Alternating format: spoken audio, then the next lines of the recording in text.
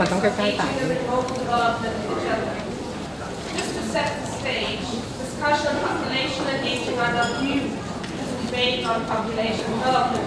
As evidence, for example, by reviewing the history of the work of the United Nations in this field.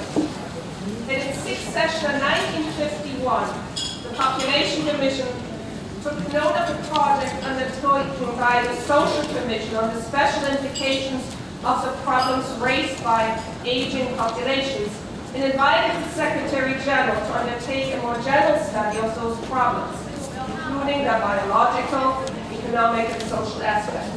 This was in 1951.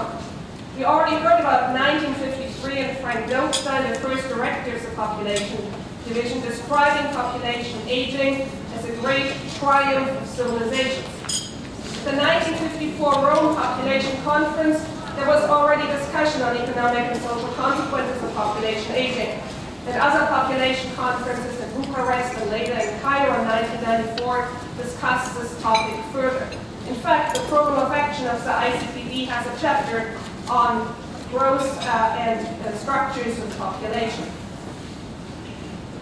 Of course, by then, the GA in 78 had already decided to hold the World Assembly on Aging in 82. And that was followed by another World Assembly in 2002 with the adoption of the Madrid International Plan of Action on Aging. There have been MIPAA reviews since then at the regional and global levels. So the question remains, what will happen in 2021, 2022? Will there be another World Assembly on Aging, for example? At the same time, we have the adoption of the 2030 Agenda in 2015, and member states have focused on leaving no one behind, including, of course, older persons. And many SDGs are related to older persons, such as SDG 1 on reducing poverty, SDG 5 on gender, SDG 3 on healthy living, or SDG 10 on reducing inequalities. All of these are in some degree related to older persons. So to address some of these broader questions, how does population aging feature on the global development agenda? How can we make use of new measurements to review implementation of some of these documents? We will now have a panel discussion, and I'm very honored to introduce the speakers. The first speaker will be Mrs. Amal Rafeh from the Division for Inclusive and Social Development. The name is recently changed, so I'm still probably there, little trouble, but Division for Inclusive Social Development to UNDESA. The next presenter will Mrs. Storey, Angele from the Office of National Statistics, United Kingdom. Patricia Conroy from Health Age International will follow, and the last presentation will be by Professor Kaisuke Nakashima from Kobe University. Mrs. Rafeh, you have the floor. Thank you. Thank you, Sabine. Good morning, everyone. I want to first apologize for my casual look. I made it in at 1 a.m. this morning, but my bag did not. So, although I have to say there is a kick to presenting something officially for the UN wearing a pair of jeans and sneakers. I'm going to talk about the conceptual considerations for measuring aging, specifically in the context of the Madrid International Plan of Action on Aging and Agenda 2030. I've intentionally added our Secretary General to the photos. I believe this year he's actually turning 70. This presentation will very nicely set the stage actually to Angele and to Patricia to follow. We'll go into more details and I'll walk you through how that looks. So first of all, I want to introduce the team. There's been restructuring that took place recently at the United Nations New York. We're the UN Program on Aging. They asked us to come up with slogans, and this one's bracketed because it's not been approved yet. Join us or die, there is no escape. Inspired by Star Wars, I'm a big fan. Not meant as an ultimatum, on the contrary, it's more factual. Either you'll have the privilege to grow into older age, or most likely you'll be dead. And this brings the conversation into us not talking about a certain group of people, but actually about ourselves as well in the future. We're the focal point on aging in the UN system. We enhance awareness on the global situation of older people. We ensure that they're an integral part of development agendas. and we engage with multiple stakeholders doing that. So, in general, you can see that we contribute to work in many aspects within the UN. On the right side is the UN General Assembly. You have the third committee. We have the open-ended working group on aging, which is coming up in April. In short, it's where member states are debating whether or not we need a legally binding convention on the rights of older persons. We also have coming up, as V2 has flagged, there's a high-level meeting on universal health coverage that we're feeding into. Also, the Decade on Healthy Aging, we're working very closely with our colleagues, WHO, in both Geneva and New York, to help bring that into the process of the General Assembly. On the left side is the Economic and Social Council. We have the Commission for Social Development. That's where the work on MIPAA takes place. And the Statistics Commission is where Angele will talk about the Titchfield group. And in the middle is the high-level political forum. This year will be under the auspices of both ECOSOC and the General Assembly. And that's where Agenda 2030 comes in and the reporting on implementation there.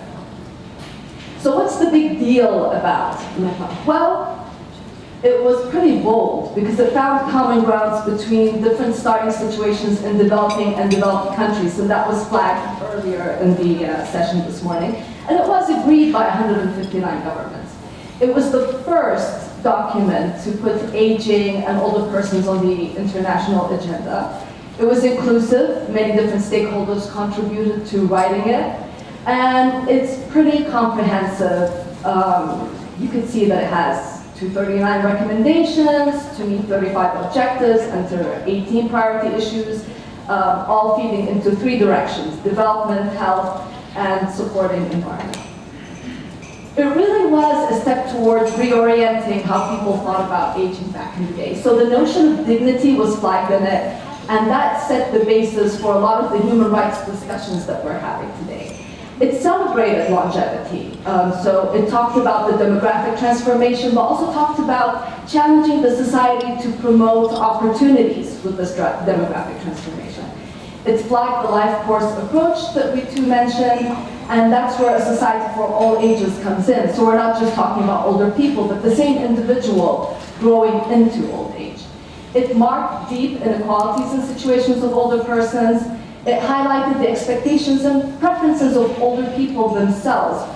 Do they want to continue working, for example? Are they able to it recognized their contributions of ages of development, and it stomped out stereotypes. It talked about misleading and negative stereotypes of older persons and flagged how images of aging is portrayed, and I believe we have a session coming up later on aging in media.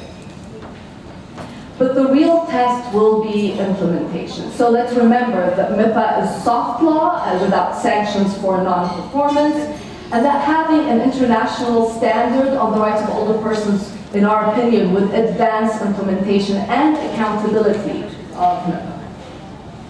So how do we monitor and assess how member states are doing in implementing it? There was a mandate back in 2004 with modalities of a systematic review that Sabine had mentioned. The nature is self-reporting. It's dynamic. It's a cyclical process where feedback feeds into the implementation and policy. It happens once every 5 years. It's bottom up. Hopefully, we prefer that it starts local, national, then the regional commissions, and we bring it up at the global level. It's participatory, asking older persons to contribute themselves, represented through their stakeholders and civil society. And it even asks that the findings are shared to be validated to the communities. And it's empowering because it reflected the need to recognize and build upon the capacities of older people to contribute to society and facilitate their role in decision-making processes. So this is the timeline. We're up we just wrapped up the 3rd review in 2018. The 4th review will take place in 2023. In fact, later this year we're preparing a report on the modalities which will be negotiated early next year. Then the year after is the national, then regional, and then the global at 2023. And the question remains and is raised, is a reboot required? Will there be a 3rd World Assembly on Aging? There's a lot of rumors out there, and I'm telling you for now officially that we don't know. And It's not clear where member states will decide to move in that direction. We'll just have to see, and we'll keep you posted. Now, there are two things that I thought I would share with you in terms of indicators when it comes to following up and monitoring the implementation of MIPAA. One was, both were actually led by the Regional Commission in Europe. One is based on a project called Mainstreaming Aging Indicators to Monitor Implementation. The European region developed its own regional implementation strategy based on MIPAA, and this project took place in 2 phases where they came up with a list of indicators. The 4th phase addressed demographic factors, income and wealth, labor market, social protection, and financial sustainability. And then the 2nd phase came in to look at long-term care, quality of life indicators, and gender and aging. But in 2012, the Active Aging Index came to place. And active aging is a multi-dimensional concept, and the index came as a tool to monitor the multitude of aspects of active aging. And you can see in this table that it's a bunch of indicators grouped under 4 domains, and it measures the level to which older people live independent lives, participate in paid employment and social activities, and their capacity to age actively. All indicators are measured separately for men and women, making it possible to detect gender gaps in active aging. So that's as far as the MIPAA is concerned. From the Agenda 2030 perspective, measuring aging, measuring anything else actually, is easier said than done. Why? Because the scope of the agenda is far wider than its predecessors. It spans the full spectrum of development issues, be it economic, social, environmental, and also institutional coordination. And the first challenge faced by statisticians was for us to clarify to them, what are we really asking them to measure? And that's why we're very happy to have Angele with us today on this panel to talk more about that. So we had a report from the Secretary General that was prepared in 2015. I have the code here if you want to take it down and Google it. It was during the post-2015 environment when those discussions were still taking place. And the report offered some assessment on age-specific data limitations that impact the effective monitoring of select targets under goals that were relevant to older persons. And I'm not going to go into detail because Patricia will talk about, the lens of these issues from the SDG lens. But just to give you a taste of that, what was that like, under Goal 1, no poverty, which is heavily based on household information, we raised certain questions such as, the assumptions are made about living arrangements and the allocation of resources within the household. There are intra-household differences in income and consumption between sexes and across age groups that are not captured. And there remains hidden old age poverty, which continues to be associated with stigma, discrimination, insecurity, isolation, and the lack of information on entitlements if and when they exist. Then we felt quite ambitious that year because we held an expert group meeting, and these we hold when on topics that we find interesting and we don't know much about. They're at a technical level, and this one looked at global aging and the data revolution, because big data was brought up and all those things were being discussed, still in the context of post-2015. And the objective was to explore how and which new and non-traditional data sources can support policy discussions and decision-making on aging issues. Specifically, we looked at non-traditional data sources and also citizens-generated data collection approaches.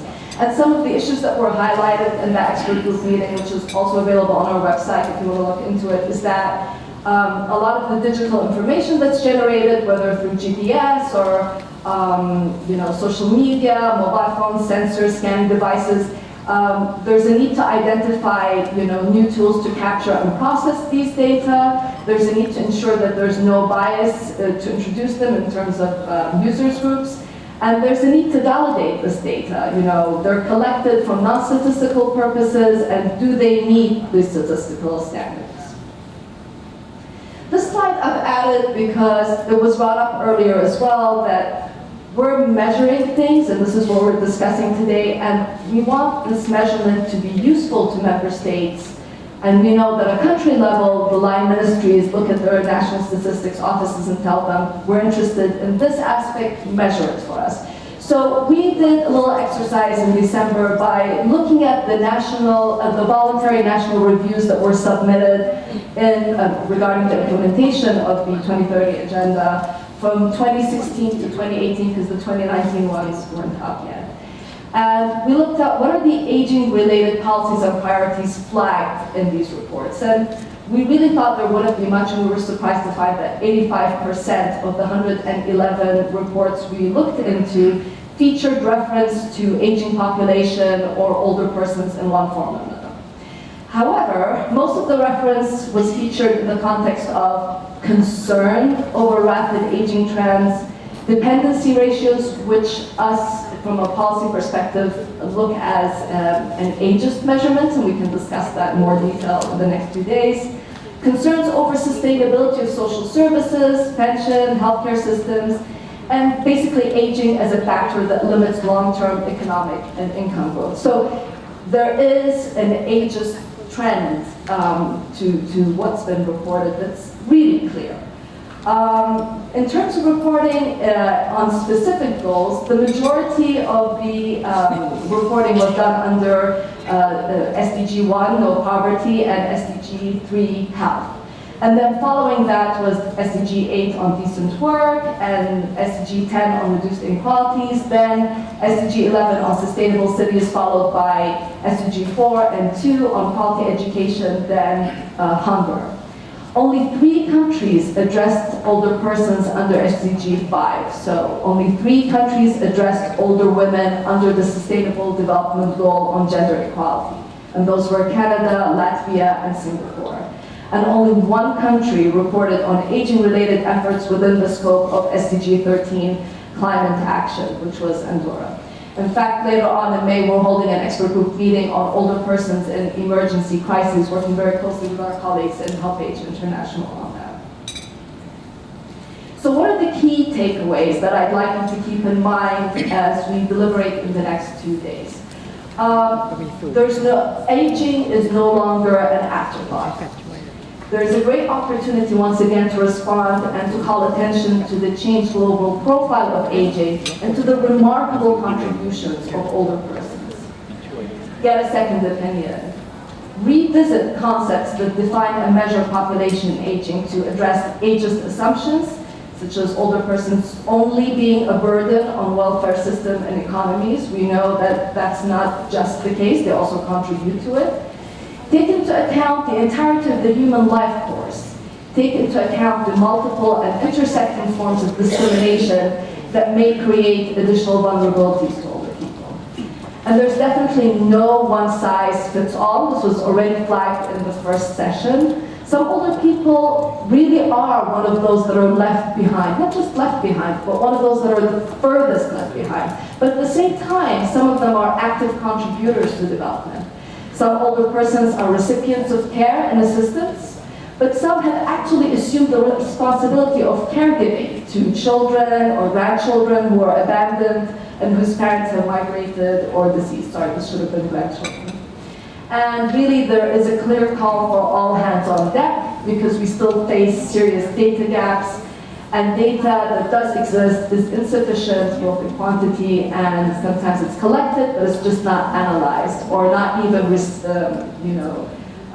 shared in a timely fashion.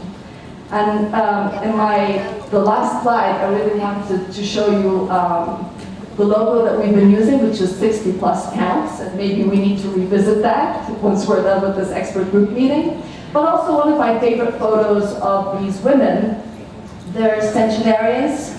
I interviewed them when they were 100 plus years old. You have Madeline to the far right. She passed away last year or the year before. She was a math teacher at the elementary school at the age of 100, and also she chaired their spelling bee, competition at that school. To her right is Lillian, who's a writer. And she actually asked my director at the time out on a date. He was 60, and she told him she doesn't mind dating a 60-year-old as long as his face is easy to look at, which I personally think is a fantastic pickup line. Followed by Ida and with the red hat. Ida is still with us, and she's a sprinter. And she wins every race that she enters, although on the side she did tell me that that's because she's the only person who signs up in that age group. So she's sort of like chasing herself. Helen Hamlin to the far left, didn't meet the cut for the interview. She was too young. She was 92 at the time. Thank you so much for your attention.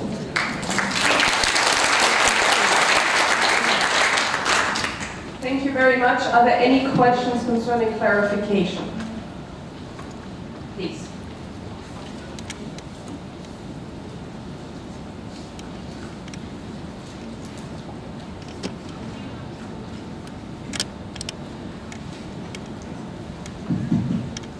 Thank you again, Matt, for the very comprehensive presentation.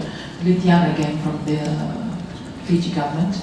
My question is really on the maybe validation to the forum on what is the status of the move towards lobbying for a convention, international convention on aging.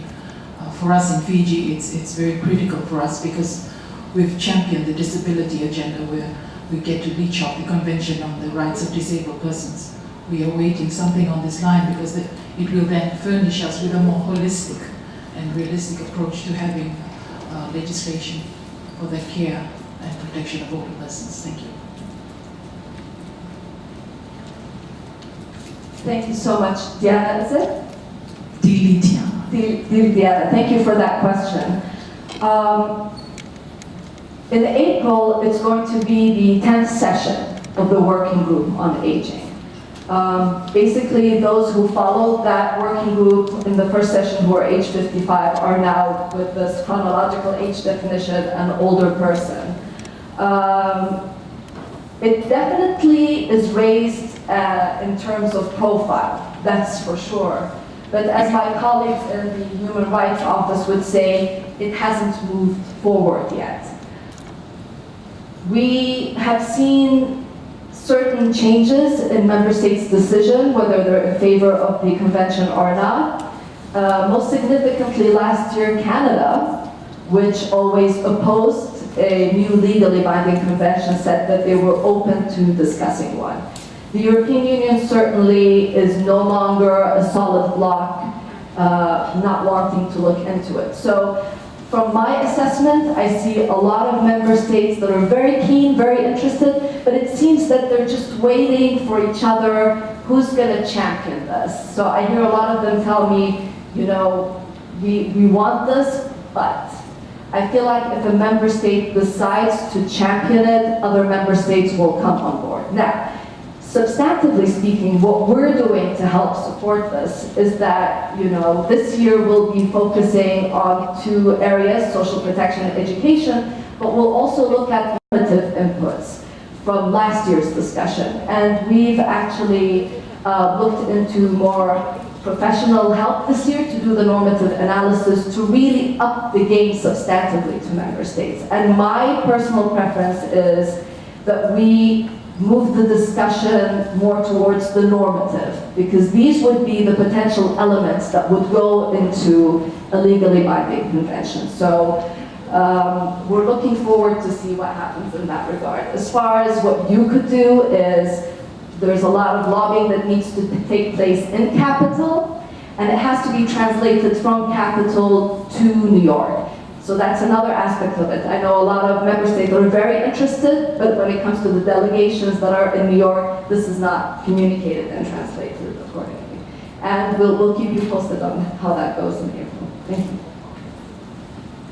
That question I would like now Mrs. Storey Angele to present on another aspect of the debate from the Titchfield City Group on Aging. She is from the Office of National Statistics, United Kingdom. You have the floor. Thank you.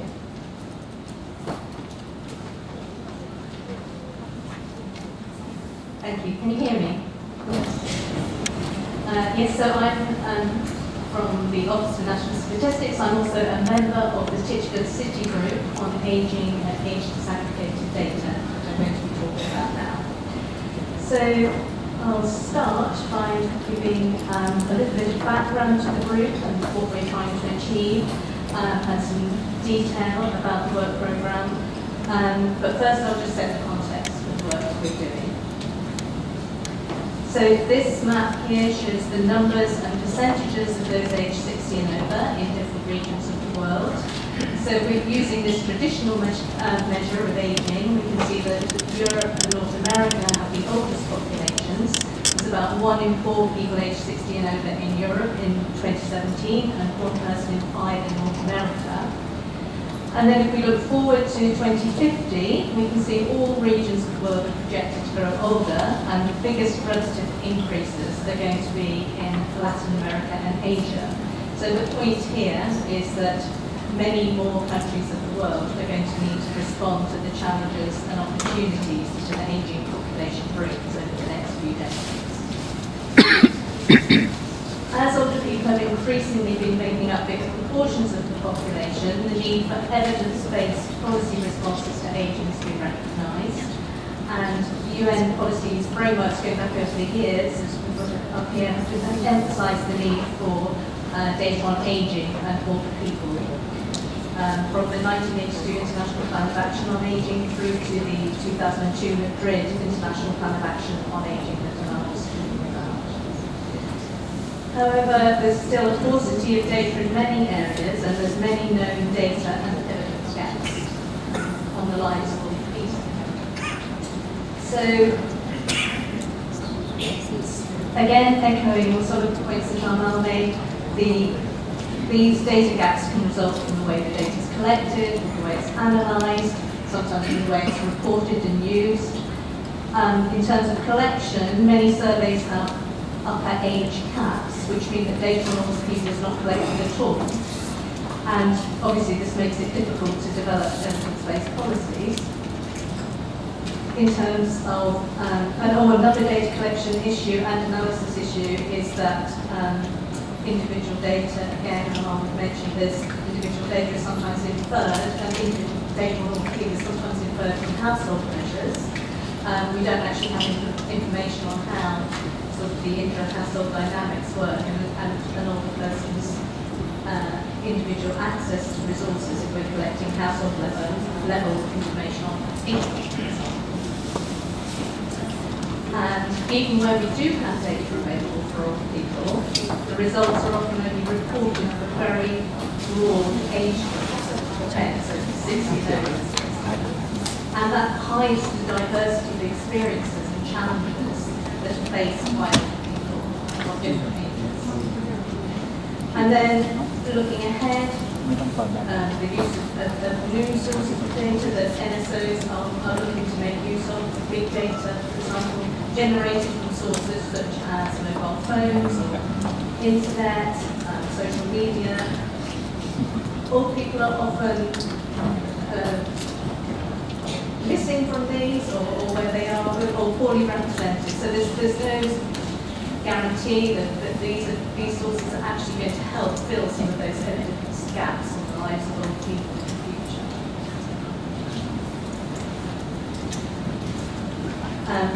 The Sustainable Development Goals have been mentioned, the UN 2030 Agenda for Sustainable Development aims to achieve a better and more sustainable future for all and to address the global challenges that we face.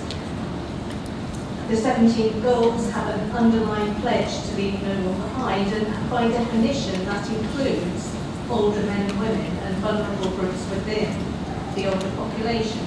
But we've heard that for some of these groups, the top ages are not included, or older people are not necessarily explicitly mentioned. But if we want to actually deliver on these goals for everybody, all social groups and for all ages, then we need to have data for all ages that relate to them so that the progress can be made. So there's been a lot of work over the years in trying to improve the evidence on ageing. And this has been as a response to global ageing and more recently the adoption of the SDGs, which has provided the momentum for the idea of a UN city group to work on improving measures of aging and age disaggregated data. And the Department for International Development has been key in driving forward this idea, together with the International Chapter of Health Age. And in early 2017, there was a scoping meeting with around 20 national statistical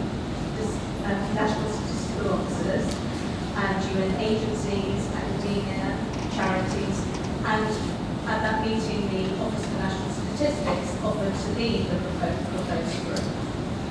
And in 2017, the UK's national statistician formally proposed a city group to the UN Statistical Commission. And then later that year, the informal group that was interested in this held a meeting as the proposed Titchfield City Group. And then the group was formally endorsed in March 2018 at the 49th session of the UN Statistical Commission. So this is the Titchfield City Group. This photograph was taken at our first technical meeting in June last year, where we held workshops to scope the work programme for the next 5 years. And at the time the photo was taken, there were 40 national statistical officers involved from across all world regions. There's also representation from civil society organisations, including Health Age International and the World Health Organization, the Department for International Development, a number of UN agencies, as well as academic experts. Since that time, the broad membership has increased to 50 national statistical officers, and developing standardised tools and methods that they can use for producing age-related data and data disaggregated by age, and by dissemination of good practices, and by facilitating collaborations between national statistical institutes. So the work programme is divided into 6 strands. There are interdependencies and they explain them all. Each work strand is jointly led with one of the leaders being from NSO. So the first 2 that are listed here, the conceptual and analytical framework and the assessment of evidence of the priority work strands. So I'll just tell you a little bit about each of them. So the first one here, the conceptual analytical framework, the focus is to identify the concepts that need to be measured and ensure these are consistently understood. To help with this, there will be a number of think pieces on key concepts. Help Age are undertaking one of these, addressing the concept that ageing affects everyone and that the ageing process takes place over the life course. Having identified the concepts, then we'll need to unpack and operationalise these, think about how this will be done, this will give us our analytical framework. We will be sensitive to the constraints that may affect different countries, such as funding or cultural in doing so. We'll be building on what has already been done, for example, by the UNECE Task Force on Age-related Statistics. This work strand is about assessing the evidence, it's about the current state of play, what data sources do countries currently use to collect evidence on aging and older populations, what level of age disaggregation is available in these data sources, and where are the main data gaps.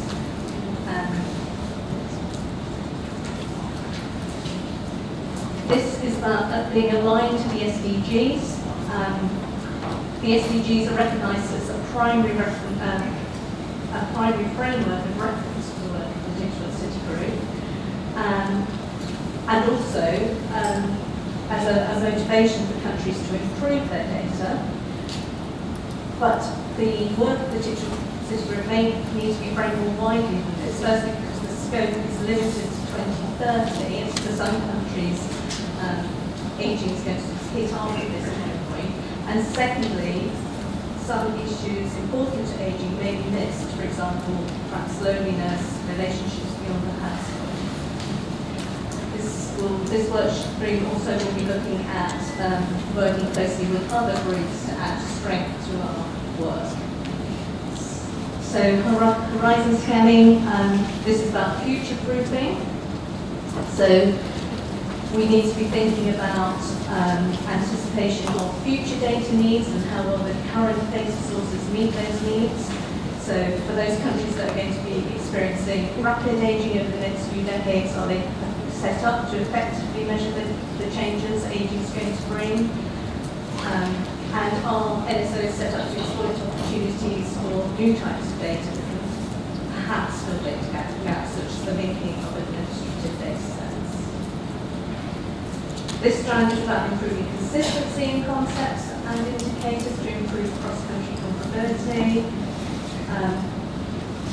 It will involve assessing the current level of standardisation and harmonisation in current data sources and for the concepts that we've identified in the conceptual analytical framework.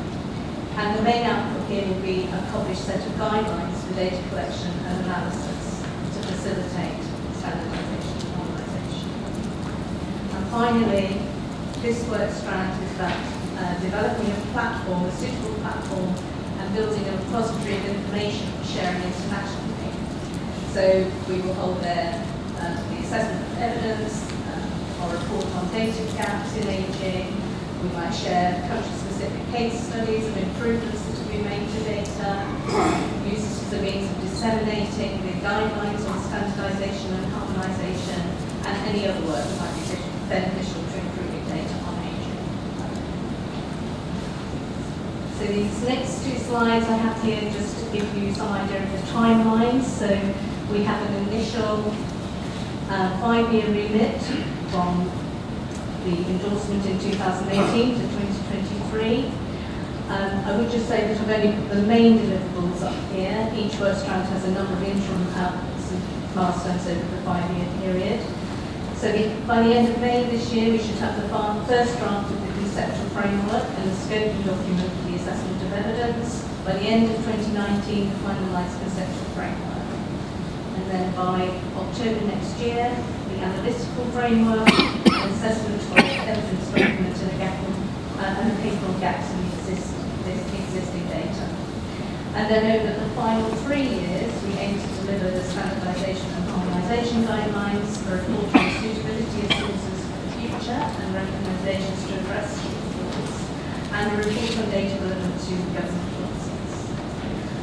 Finally, I'd just like to issue an invitation to get involved with the work of the Titchfield City Group. There are opportunities to contribute to the work of the individual work strands, and we'll be holding our second technical meeting in South Korea in June. So if you'd like to find out more, you can email aging@ons.gov.uk, or you can come and speak to me. Thank you.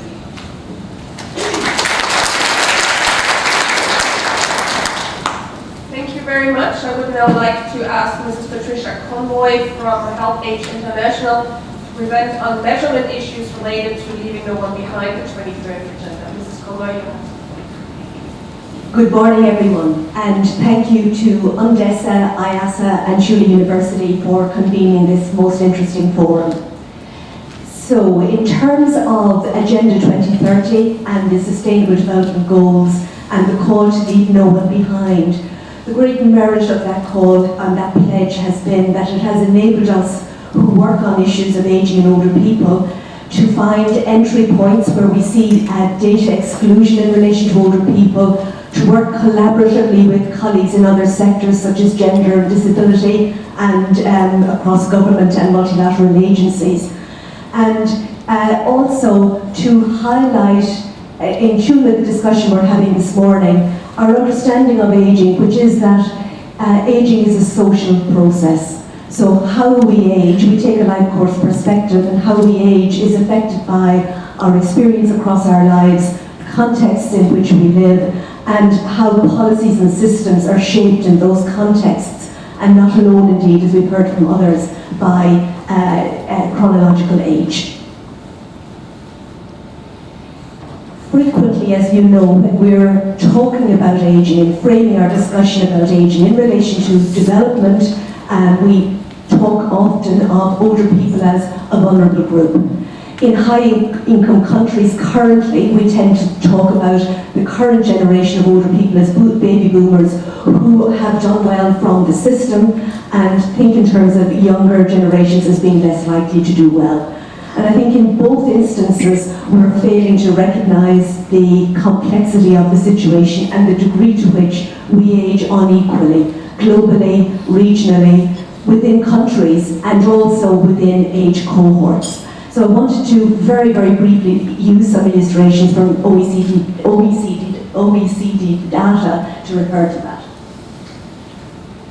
So you'll see as you look at the chart, and if you look at the middle of the horizontal line from about age 50 to 54, you can see that there are essentially three trends in terms of how people are, how people's income is progressing from that age in OECD countries.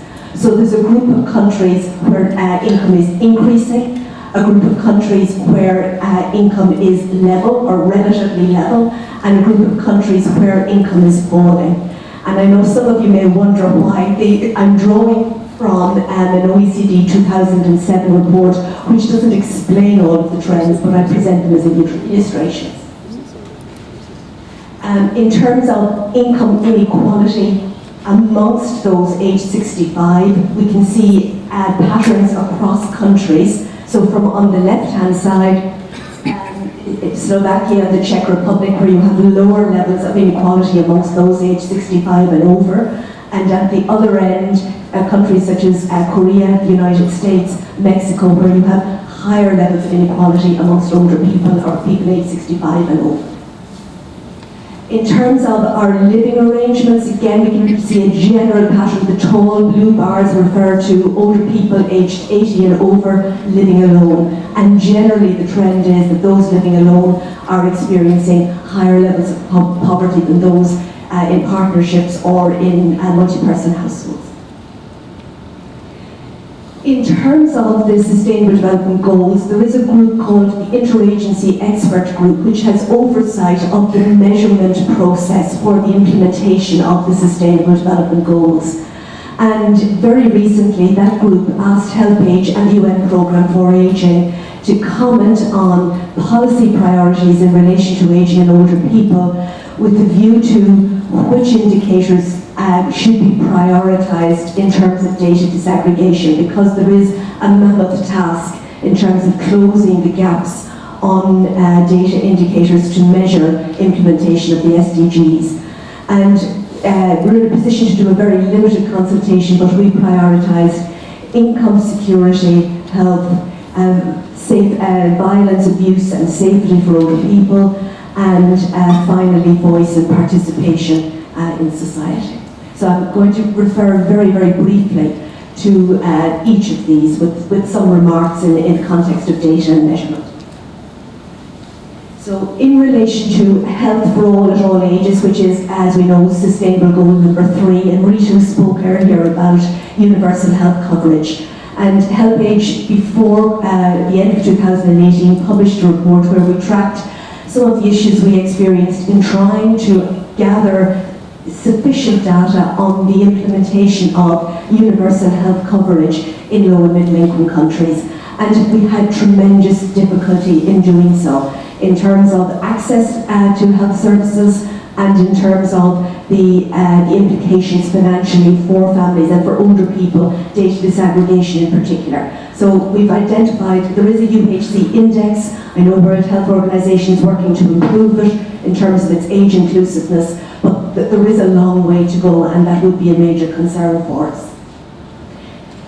I wanted to give an example of why that kind of information is so important in terms of tracking what's happening with our policies and our implementation. So the Demographic and Health Survey was conducted in South Africa in 2016. It is, as my colleagues Amal and Angele have spoken about, one of the surveys that's typically age-capped in terms of participation. But in this, of respondents, in this instance, the South African government lifted the age cap for 2 of the modules in relation to health and in relation to violence against women or domestic violence. And that has yielded useful information in relation to access to health amongst older people. And this particular one I simply cite as an example, first of all, that you had 49% of South African women who identified at least one problem in accessing health services. That's over 65, higher than the general 15 plus figure, and the range of problems that they were experiencing. I'm just going to move on because the time is tight rapidly.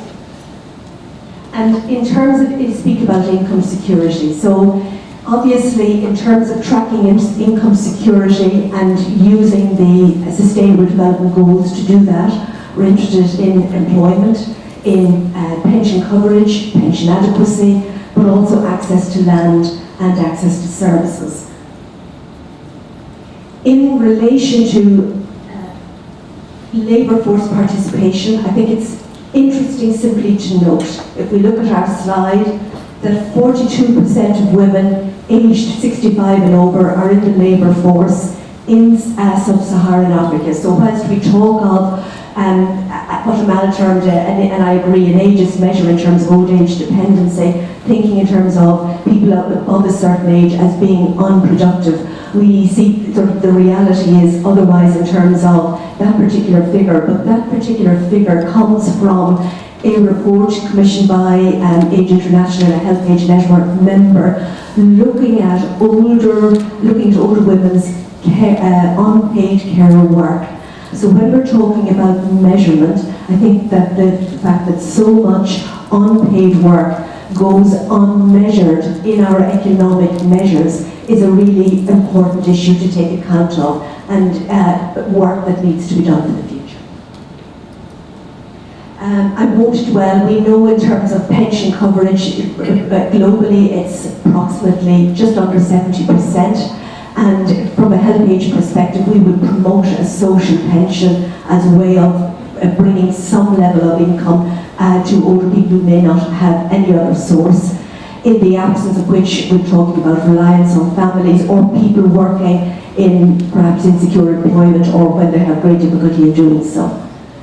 But if we look behind the figures on coverage, we see in the particular slide you have in front of you now just some of the gender disparities in some countries in terms of male-female access. So if you look on the left-hand side, look at Jordan, for example, and the levels of coverage for men and for women in relation to pension. And then at the higher end, you have a group of countries where you have gender or equality in terms of pension coverage, but as we would know, not necessarily in terms of pension adequacy. So I'm simply highlighting a report that we're bringing to the next open-ended working group meeting about older people's experience of income insecurity. So it's not a large-scale consultation, but it does include the views of older people from 23 countries, mainly low and middle-income countries, and highlight some of the issues they're currently experiencing. So that whole issue of measurement of comparative measurement of pension adequacy is another one that would concern us. Very, very briefly, in terms of violence, abuse and safety, we have massive gaps in terms of our data, our comparative data in those areas. And I highlight specific areas such as the family, intimate relationships, institutions, humanitarian and emergencies and disasters. These are all different areas in which we need more data in relation to older people's experience of violence, abuse and safety. I'm using one example to give some indication of reported levels of abuse from a Health Age survey done in India last year. And obviously elder abuse is an issue that arises in all countries. But I think what's interesting is that in terms of this particular report, that family members were identified as abusers. So particularly, I think it was 30% of respondents identified family members as being abusers in kinds of abuse that you see reported there. So I think before I go on to that, I think I should indicate that therefore the implications for policy, where, and I think these remarks have come through already, where we're talking about developing systems of care and support, The role of government is critical, and I think we need to think carefully in terms of over-reliance on families to fill gaps in the absence of formal care and support systems. How healthy is that for everybody concerned? So they're just issues to be explored further. Finally, and I won't go through all points, in terms of the empowerment and participation of older people, what I would say is that I think the evidence is mounting that where older people, or where any of us, are aging in an ageist context or an ageist society, it actually has an impact on our experience of aging and on our health as we age. So I'm quoting from a study that has been published recently by Amal and Rafeh, and in which 19 meta-analysis has been done from 19 longitudinal studies, and there's been clear sort of findings in terms of people who have a positive approach to aging, a positive understanding, aging more healthily and better. So this, in terms of the environment that we live in, is an important point. So finally, or almost finally, I come down to my last bullet there in terms of the aging readiness of societal systems. So we talk a lot about older people and the responsibility of older people in terms of planning for the future, healthy behaviours, savings, all of those things. But what I'm really interested in over time is how we assess the readiness of our own structures and systems for a changing world in terms of the age structure of our societies. And I think a very useful benchmark for us in that instance will be when we eventually achieve it, which I believe we will, a UN Convention on the Rights of Older Persons. So finally, thank all of you for listening, and I'm glad that I can hear that the message I'm sharing here has been shared in the presentations we've had to date. Thank you.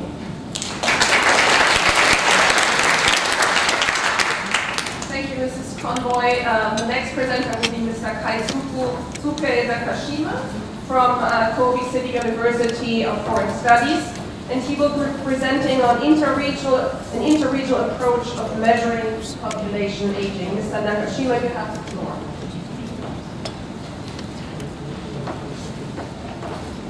Good morning, everyone. Kei Nakashima from Kobe City University Foreign Studies.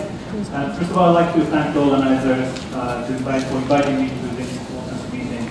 And as you're about to hear, my presentation, my perspective is somewhat different from the previous speakers in this panel and also the previous panel. But I try to link the characteristics approach to my interest. And also, in the previous sessions, Q&A, one of the gentlemen in the front row mentioned about the individual versus societal aging. And my approach or my interest more toward the latter, trying to capture the societal aging characteristics.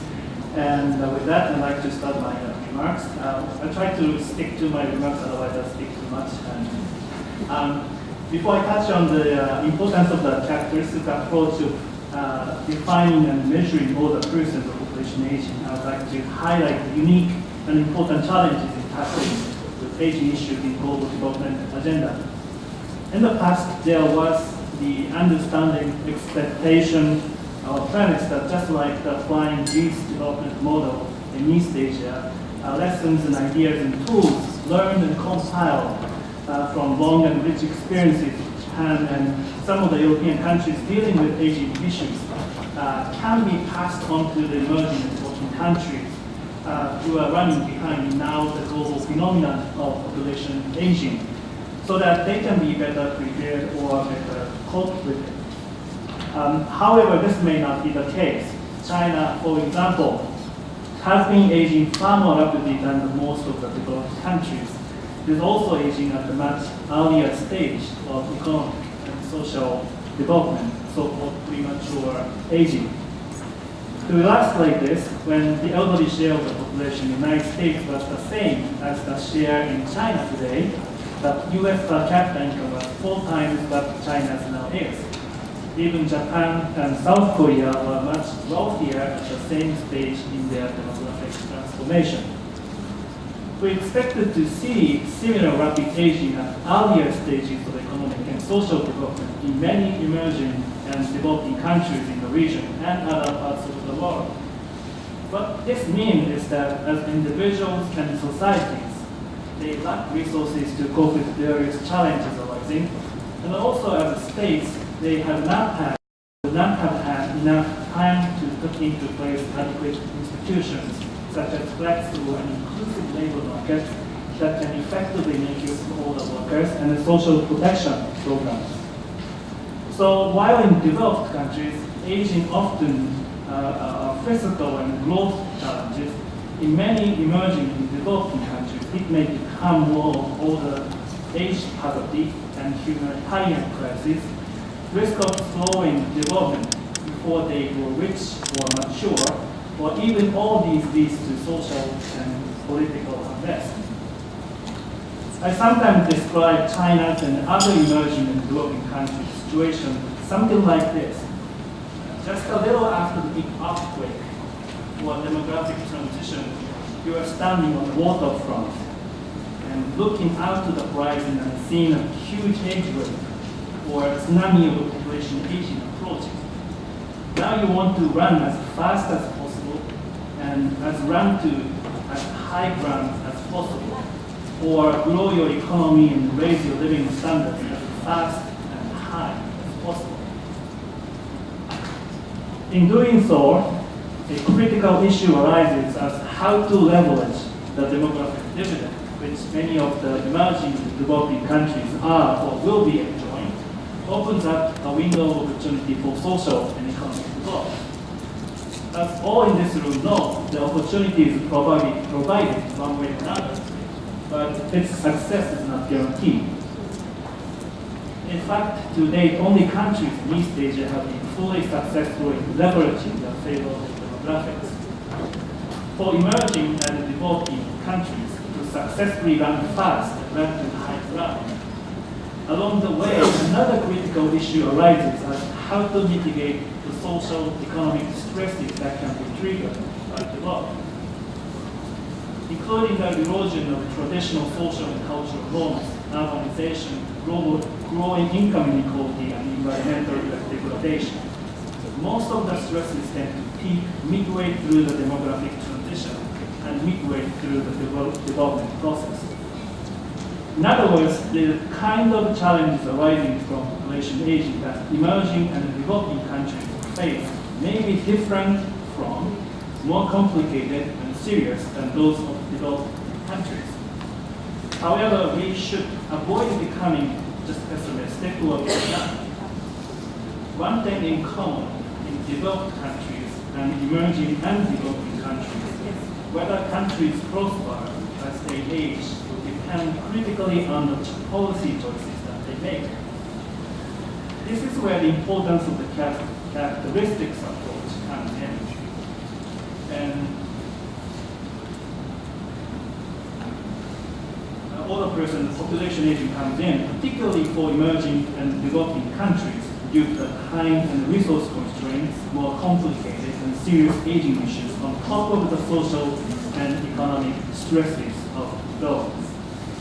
If applied properly, I believe the approach will provide us much better, much nuanced understanding of demographic changes in those countries and allow us to make better choices for effective, efficient, and sustainable policies, even under such severe circumstances or prospects in the future.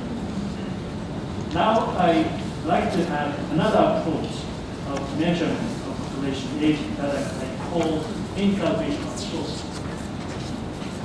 The interregional approach is another way of measuring more nuanced population aging, which is basically to try to bring in geographical aspect into definition of measurement of population aging. In the case of interregional approach, you try to capture types and levels of socioeconomic contribution of not only residential population, but also non-residential populations in a particular geographic area. usually subnational regions or municipalities.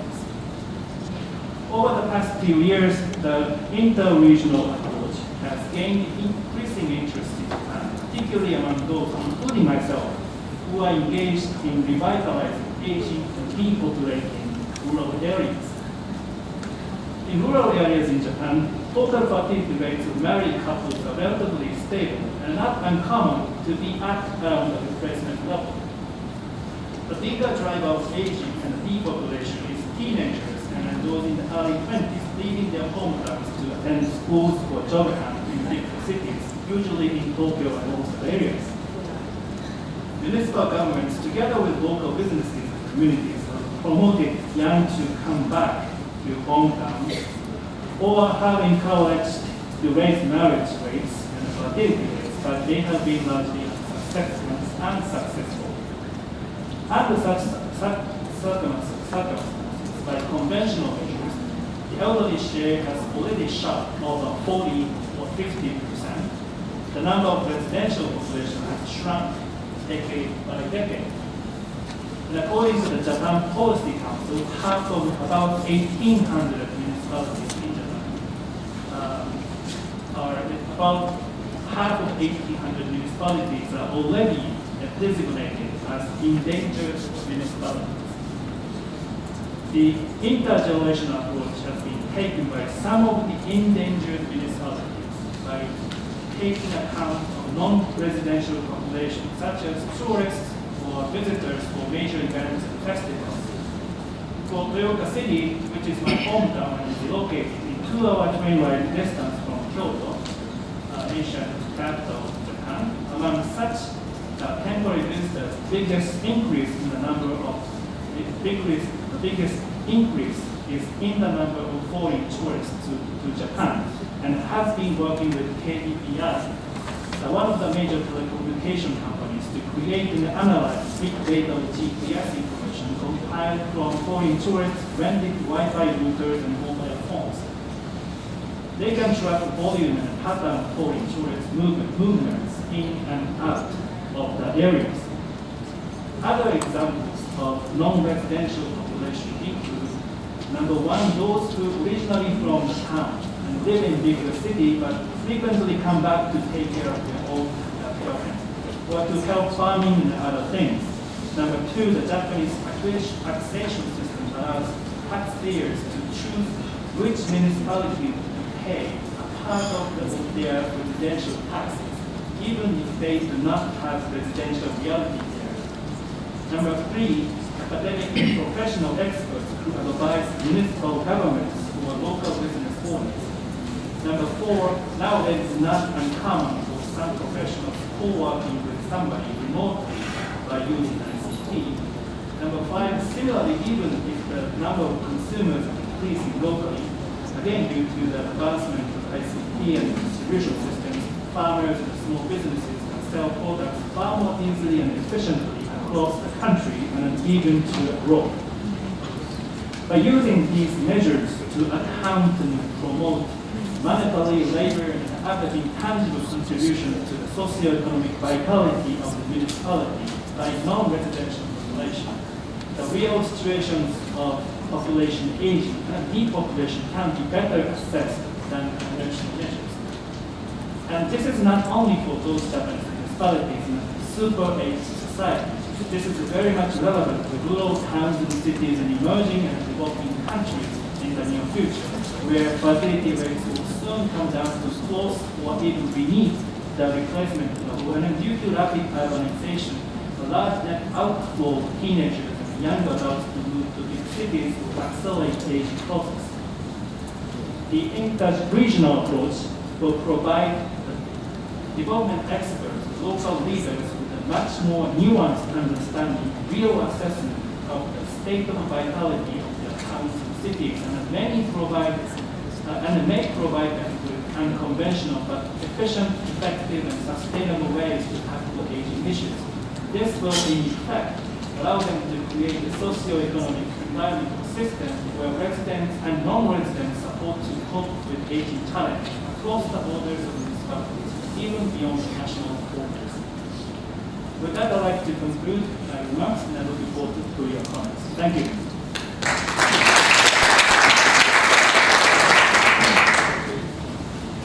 Thank you very much, and I want to thank all presenters to stay within the 15-minute time limit. And we now have about 20 minutes left for a discussion. We heard a lot of things during this session. We just now heard about an interregional approach to measuring population aging, even touching on subnational perspectives. The data needs came to the fore, and SDGs, and of course, UN Secretariat's work on population aging. So touching on all these topics, please feel free to pose questions to the panelists. I will collect some questions and then direct them to the panelists. You have the floor. Please introduce yourself and see a hand over there.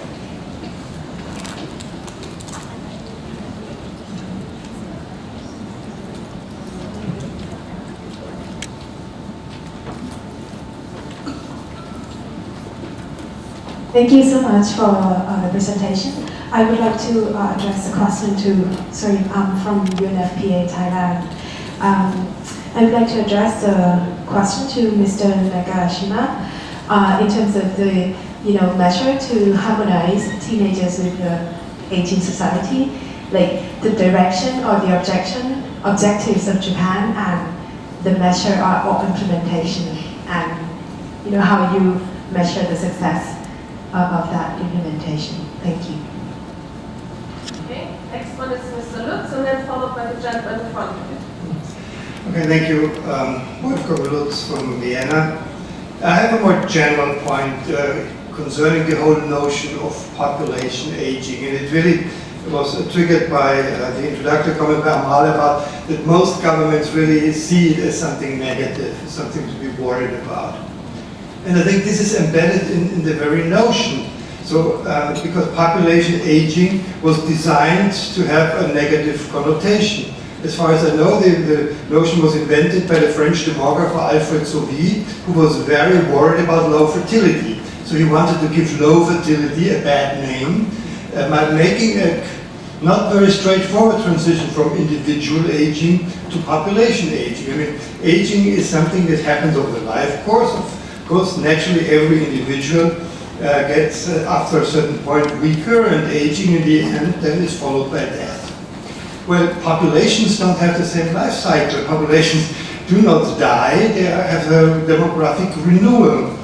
So by taking this clearly negative connotation of individual level aging and putting it to the population, the notion has sort of a negative tone, and I wonder why everybody is ready to accept this. I mean, we could use the more neutral term of age structural change. Some people even tried to call it about mature populations. It didn't take off. But I think we need to keep this in mind when we talk about the notion of population aging, and we should be a little more careful maybe in using it. And please introduce yourself. Yeah, Marine from Vienna. To Amal, Abou, Rafeh,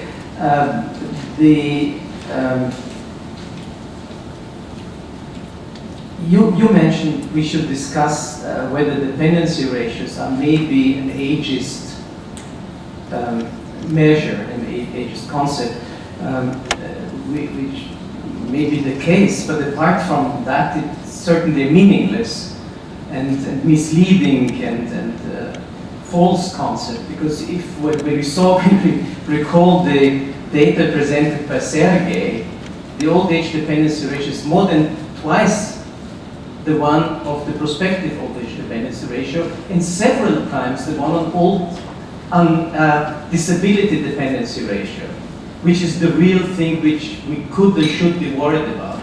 So even if Nobel laureates in economics still use old age dependency ratio despite its obvious meaningless and misleading character, I think we should work on that. Apart from ageism is a major problem in the context, but I think not concerning this issue. We just could dismiss it on purely professional and intellectual and scientific grounds. We do not have to come with a moral kind of despite the fact that other concerns with ageism should be more to Patricia Conroy, this aging unequally, I think this is a key concern, should be a key concern to all of us. In this increasing, decreasing plateau kind of three patterns you were delineating, three country patterns. This is countries, but this also applies to collectivities, to individuals, and not just in this area of income security, but in actually all other. And the sheer heterogeneity in inequality of aging across all the dimensions, from mobility to mortality to income security, whatever you name it, an endless list, and you will find it ever more. So I think this could be a bus concept to structure the debates on and we have, been thinking about how to give lifetime back to those who, through their premature mortality, lose so many, and you can give a figure on that, years of life due to hazardous work conditions or many other. And I think this could be taken into account. Now there's a debate in German-speaking countries whether we should lifetime income as a proxy for having higher barriers and different pensionable age for those who have this hazardous working conditions as against those who are living on the sunny side of the labor market. There's lots of concerns once one looks very precisely at those issues. Can I have one more again? This is Sabine, WHO.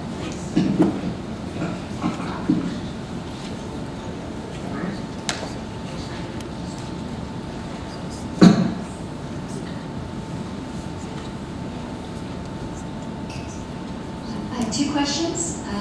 One is to Patricia. You mentioned a lot of really important things about having a nuanced view. Well, given that HelpAge, who works in, I believe, in about 70 countries, on one hand, you probably are looking at some things that are common, and on the other hand, in each of the countries and your communities, you're looking at very specific things. Could you give one or two examples of the commonalities that are powerful, that are helpful in your overall organization's approach to work in all of those communities in 70 countries that you do, that could provide some insight on what's helpful for us to consider across countries? And my second question is to Mr. Nakashima. I understand that one of the policy objectives, which is very concrete in Japan, is that everyone, I think in the next 30 to 50 years, should live to 100. And you mentioned the importance of looking at disaggregation. I mean, you called it characteristics, but I'd say disaggregation at different elements. What would be your test? Like if there were one or two specific characteristics which is really important to reduce the inequality or the inequities as part of the Japanese, I think rather, I don't want to call it ambitious, but a vision that is going to pull the rest of the world in that very positive direction. Thanks. Said, I would now like to have the presenters respond. I would like to start at the top of the table. Amal, would you like to take questions? Thank you. I actually was gearing up for a fight with you guys when I came here. I thought that we had to bring in the ethical rights-based, concepts to the demographers and the researchers and make an argument. And I'm very happy to hear that you, from your perspective, already identify the negative connotation that's linked with population aging, not at an individual level, but demographically speaking, and also that the dependency ratio is not just, conceptually a wrong thing, but also technically one. When it comes to the work of the UN, we discuss this in a social context. And what's really beautiful about the Titchfield City Group, that these discussions have finally made their way to STET stations. And that's a beautiful link to see, and I thank the organizers for putting this panel together that really shows both sides of the argument. Yeah, that's all I have from my end. Thank you. Titchfield City Group, and then Patricia. And I think I'd just like to say that it's become very obvious that we have an awful lot of work to do in the Titchfield City Group, listening today so far, and that as I said in my talk, the key priority work strand for us is in the development of the conceptual and analytical framework, because that will underpin the rest of our work.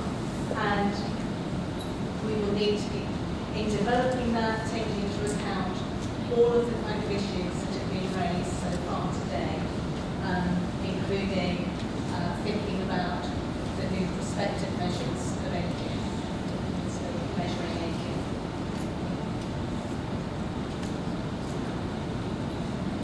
Thank you.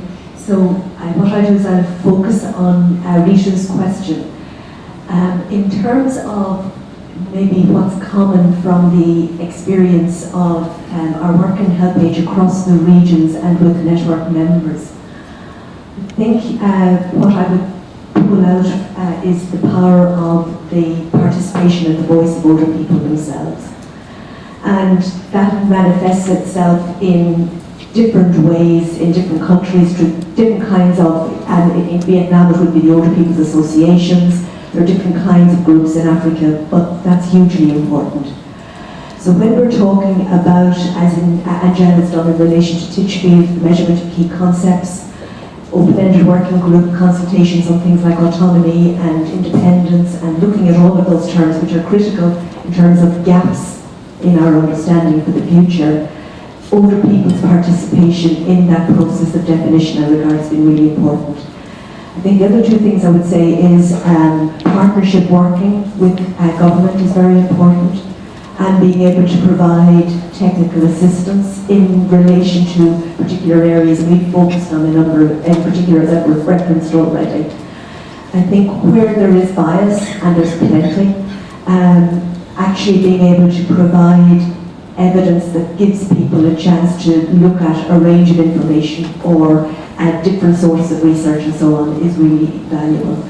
Just coming back to Bernard Marin and his comment about inequality, of course I agree, but I think what's really interesting is that with the heterogeneity of inequality and what we see happening politically in the world today, to me, a key is education at all ages. So where people are more educated, we see better outcomes in terms of health, in terms of delayed onset of disability, in terms of management in later years, etc. And I think we haven't yet given enough consideration to the potential of later years and how to structure engagement for education and training, even though we talk about lifelong education in that period of time. Thank you. To answer the first question on how to integrate this inter-regional approach to Japan's nationwide agenda, as was raised in the this panel, there is much diversity of ages, and also not among the ages, but also among regions. There's much diversity, and some of the municipalities in Japan, the coverage share is around 40–50%. The highest one is about 60%. And we have that diversity of population aging in the country, and the Japanese central government has come to understand that there is no one fits all kind of national strategy and national policy prescriptions, and they have tried a series of that, and they were not successful. So in the past few years or several years, their focus was more kind of stepping back and then try to focus on sort of guidelines and also providing support subsidies, and also focusing on capacity building of municipal governments, and have local leaders and business owners take the lead to cope with aging issues on their own, or together with the municipal different levels of government. And the interregional approach is part of that. And to the second question, what the Japanese government or current administration suggesting is with 80 to 100 million population by the middle of the century, we're trying to create a super age society where everyone can contribute. And to achieve or to realize that one of the most important things that I think we need as much improvement is we need to create more flexible and inclusive employment system and also working culture that enable and also encourage workers with all different characteristics. And unfortunately, we have very rigid systems, and our working culture is notorious, and we have much to do there. Thank you. We have a few more questions for, a few more minutes for additional questions. So is there anyone else who would like to? Mr. Sanderson, and then afterwards a gentleman in the back. Anyone else? And the lady in the front. So those three. I have a question about the work of the Titchfield City Group. This morning we heard about the wonderful work done by WHO. They've been talking about intrinsic capacity, functional ability, all the detailed data which they have put together. So they have a kind of framework which is not really based on age, but then based on people's characteristics. And I was wondering how the work of WHO factored into what goes on with the Titchfield City Group. Okay, the gentleman in the back, please. And then the lady in the front here, second row. Thank you. This is Ken Luzon from Age International again. Just want to congratulate the panel for excellent presentations. And I think what it really brings to the fore is that there is a huge diversity of experience. What we understand is aging. It's not just one thing. But what it also is a call to action in terms of making sure that we, when going back to the purpose of us being here, measuring population aging and understanding it, looking for those tools that don't obscure but actually clarify and allow us to understand better what that experience is. And this is the point about the challenge and criticisms around concepts and the approaches like dependency ratios, is that they're binary and they're used in a binary way. They actually characterize people as either being dependent or being productive, and that is just not the reality of anyone in society. So the question is, are there tools available that can be used alongside or even instead of dependency ratios to bring some of these experiences, the realities, the economic realities to the fore? Hi, it's Sabine. Just really linking some of what Amal and Patricia have said. So Amal, you said when you looked at different countries, and there were very few looking at linking aging to certain SDGs, particularly when you think about violence, safety, kind of empowerment. And then Patricia, you did talk about this, and you looked at data from India, and I was really interested about the issues of safety, abuse, and also empowerment and participation, and how we measure participation in a very artificial way when we look at formal labor markets, where in many less developed countries there is a lot of informal markets, in addition to the informal care and finance that goes within the household.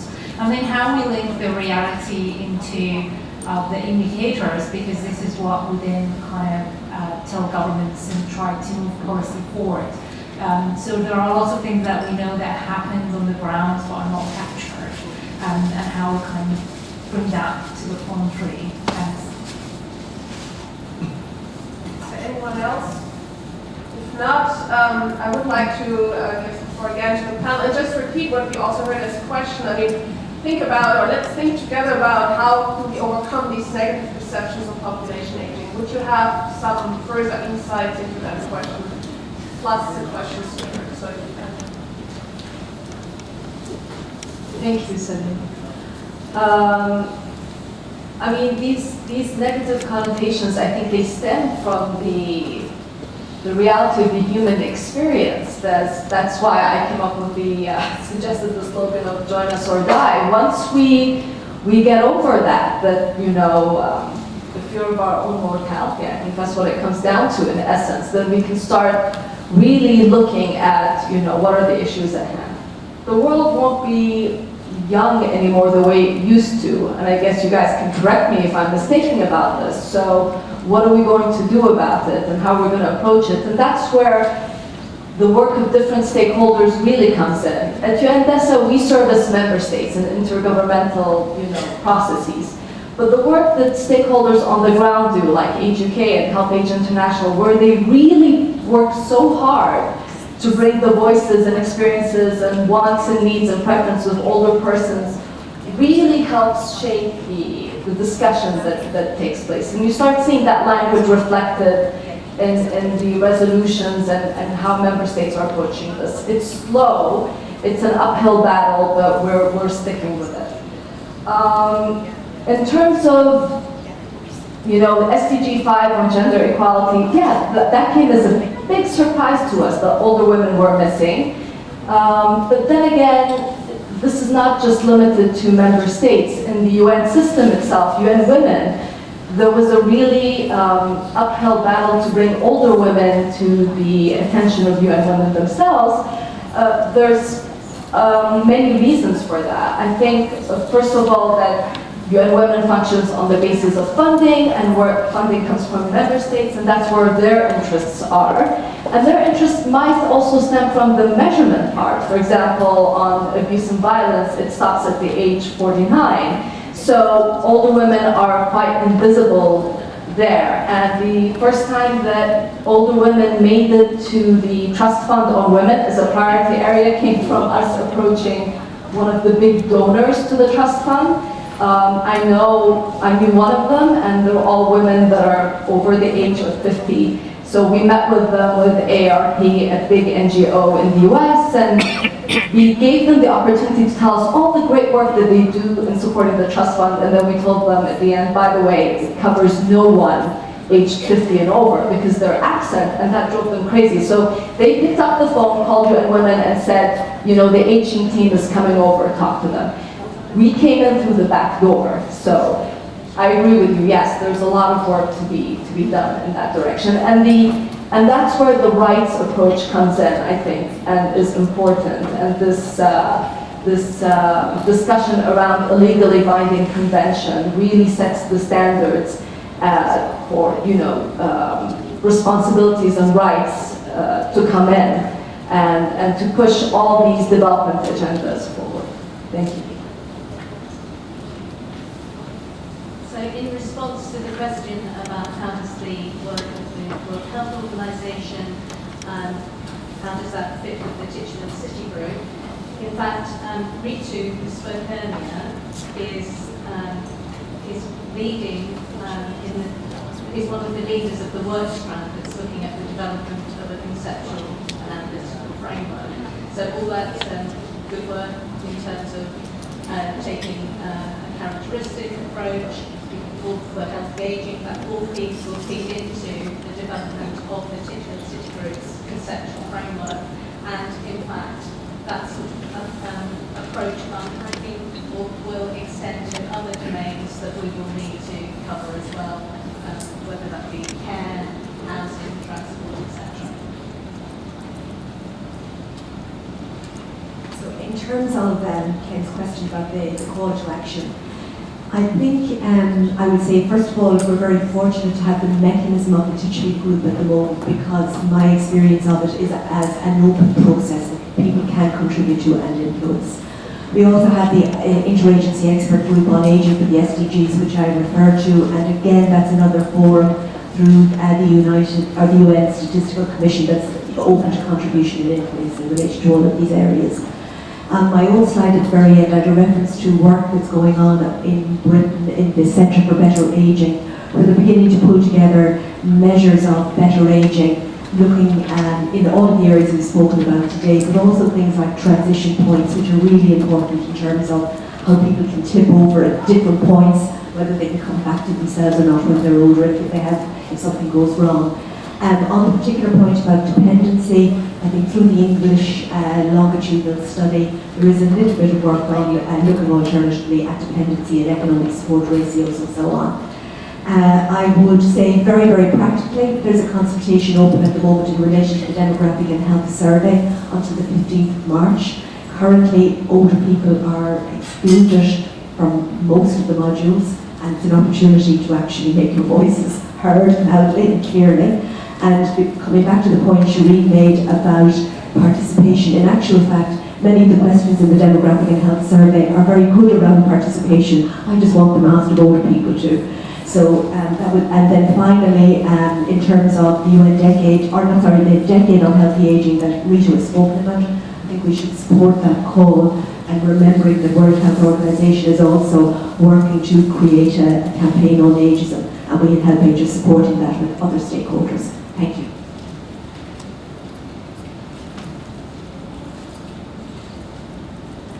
Okay, if there are no further questions, I would like to close now. I'm wondering, is there any housekeeping announcements?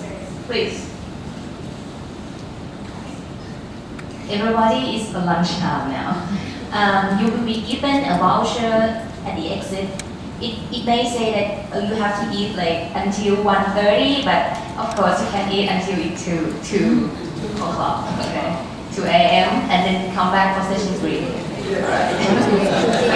the room is on G floor. The room name is Chulalongkorn. Thank you very much. Okay. I thank the participants again, and we have lunch for an hour, so we will see each other again at 2 o'clock. Thank you very much.